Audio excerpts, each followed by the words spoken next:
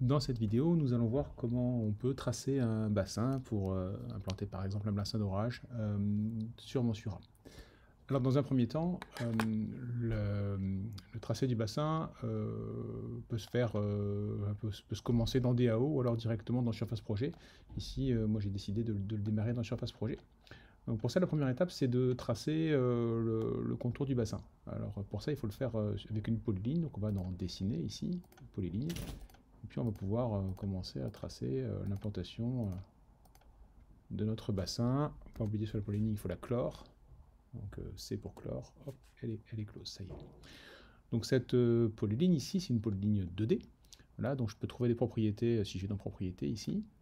Voilà, et je vais voir que c'est une polyline dont je peux avoir la surface assez facilement ici. Donc ici, j'ai 400 mètres carrés de surface horizontale.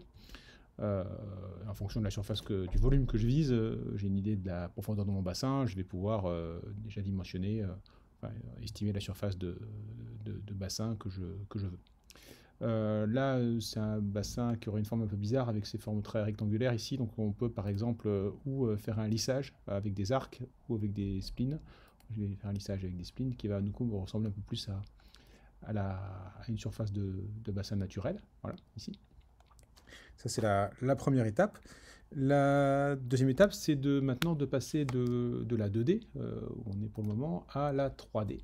Et pour ça, on va venir dans l'onglet Transformer ici, transformer notre polyline 2D en une polyline 3D. Ici. Alors la première étape, c'est d'indiquer, pour faire ça, l'altitude où on veut placer la polyline.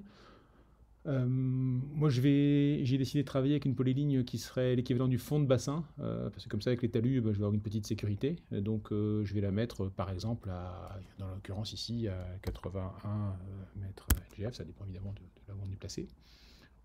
Je peux avoir envie d'interpoler entre différentes valeurs. Moi, je vais mettre une altitude constante ici. Voilà. Et on peut choisir dans quel calque on va la mettre. Moi, je vais la laisser ici. Ok. Donc, ça y est, maintenant, j'ai une polyligne 3D dont je peux récupérer les propriétés ici. Voilà, on voit bien qu'elle est en Z maintenant à 81 mètres et là on a les différents sommets. Voilà. L'étape suivante, ça va être de venir, je vais fermer ça, de venir calculer le bassin. Donc ici, donc je sélectionne ma polyligne. Si je ne l'ai pas sélectionnée directement, je peux la sélectionner comme ça. Et je vais indiquer, on voit ici qu'on a le dessin de notre bassin. Je vais commencer par indiquer à quoi correspond la polyline que j'ai choisi de donner. Moi ici, c'est une polyline pour le fond de bassin, ici. Je vais indiquer également le volume recherché. Donc, par exemple, je peux chercher une polyline de 200 mètres cubes, par exemple. Et puis, je vais indiquer les pentes de mon talus. Alors, par exemple, ici, en fonction de mon terrain, bien sûr, on va changer ça. Voilà. Et la hauteur de sécurité que je peux indiquer. Ici, voilà, c'est 1 mètre, un peu beaucoup quand même. On va peut-être passer à 50 cm, par exemple. Donc, à voir avec les données de votre projet. Voilà. Une fois qu'on a fait tout ça, on va pouvoir venir calculer le bassin. Ce que fait très bien Monsura.